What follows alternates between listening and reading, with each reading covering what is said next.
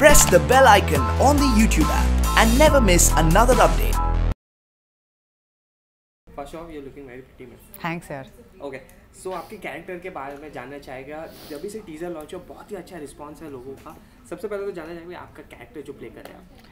मैं ACP शिवी मल्होत्रा का character play कर रही हूँ और she is a cop, she is a no nonsense person और बहुत ही लिबरेटिंग कैरेक्टर था मेरे लिए क्योंकि मेरा ब्रीफ ये था कि भाई मार पिटाई है, गाली गलौच है, शूटिंग वूटिंग है, तो मैंने कहा भाई यही करना है.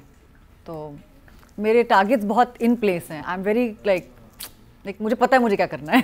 ओके, जैसे कि आपने कहा कॉप का प्ले रोल कर रहे हैं, सो आपने उसके लिए कोई वर्कशॉप्स या कोई मूवी या कोई रिलेट किया था जो आप जस्टिफाई कर सके कैरेक्टर को? तो मेरी माँ पुलिस वाली हैं. मेरी माँ डेप्यूटी सुपरिटेंडेंट ऑफ पुलिस हैं. उन्होंने 40 साल पुलिस में बिताए हैं. वो CID में भी रह चुकी हैं, CBI भी 12 साल किया है, फिर उनका वो UP पुलिस से हैं. तो मेरा तो मतलब बचपना कोतवाली में गुजरा है. मेरी परवरिश थोड़ी अलग हुई थी. जब लोग प्लेग्राउंड में जाते हैं, मुझे और मेरी बहन और मेरे भाई को, हम तीनों को कोतवाली में छोड़ दिया जाता था कि तुम लोग करो जो तुमको करना है. तो हमने बहुत से गुंडों को पिटते हुए देखा है, हमने बहुत गाली गलौज देखी है, हमने बहुत थर्ड डिग्री देखा है. तो हमारी परवरिश थोड़ी अलग हुई थी.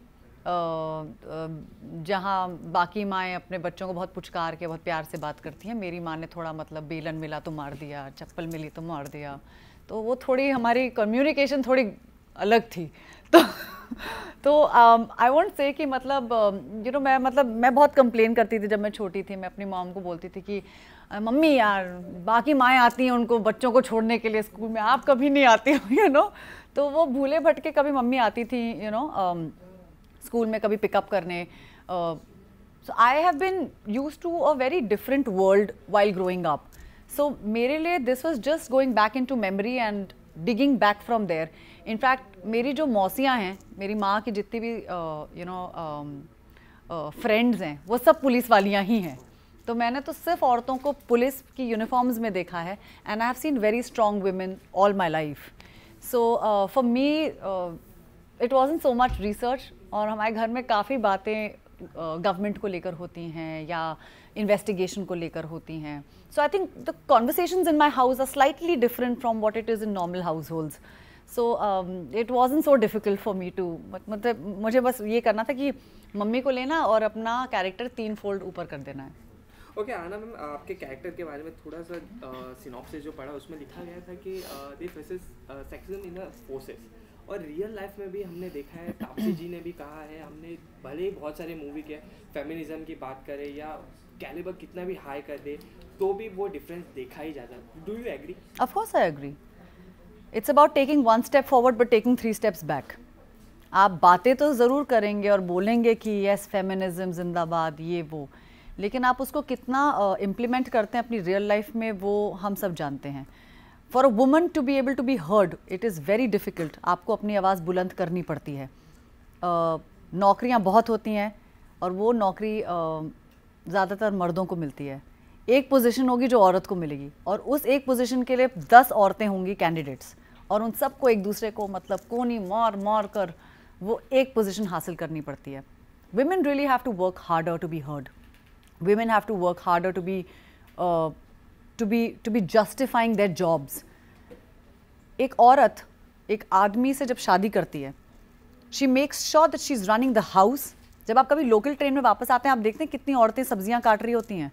वो सब्जियां आके काट कर वो ट्रेन में they are actually like you know using that time effectively, जिससे कि वो घर जाकर फटाक से वो सब्जी छोके और अपने बच्चों और अपने हस्बैंड्स को वो सब्जियां खिलाएं या वो दाल बनाएं. तो there are lots of things that women do that facilitate men. कई बार ऐसा होता है कि आदमियों को पता भी नहीं होता कि औरतें क्या क्या कर रही होती हैं. So for me women are superhumans, क्योंकि वो ना ही सिर्फ माएँ होती हैं, वो डॉटर्स हैं, वो वाइव्स हैं, वो they are facilitators for a lot of men. So I think it's time that men take a little back seat and think about this. Feminism की बातें बहुत होती हैं लेकिन उसे इम्प्लीमेंट करना थोड़ा डिफिकल्ट है. Also it depends upon conditioning. We been deeply conditioned to believe that women are supposed to be in the kitchen. We're still having a fight about how we want to see women in our TV shows, in our films. और अगर आप TV serials उठाएं तो वहाँ पर अभी भी औरतें पॉलिटिक्स कर रही हैं किचन में.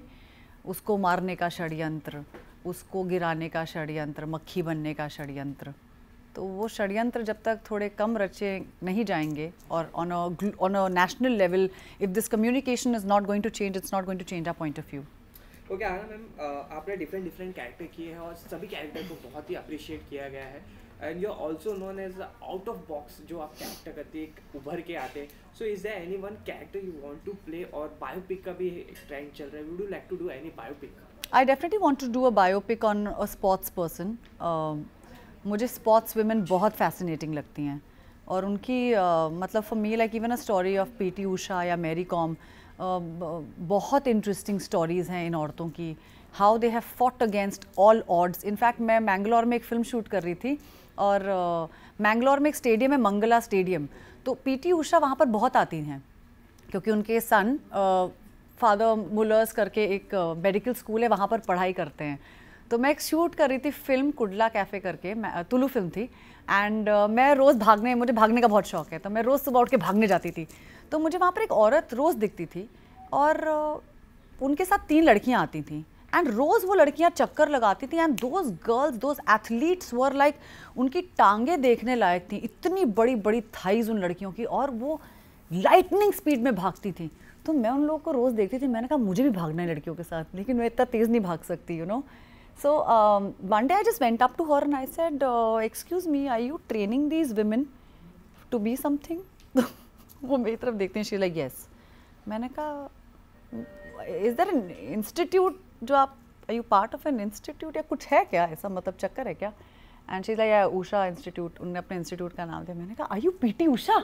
And she was like, yes, I'm PT Usha. मैंने कहा, oh shit, मैं पीटी उषा से बात कर रही हूँ, मुझे पता ही नहीं कि मैं पीटी उषा से बात कर रही हूँ।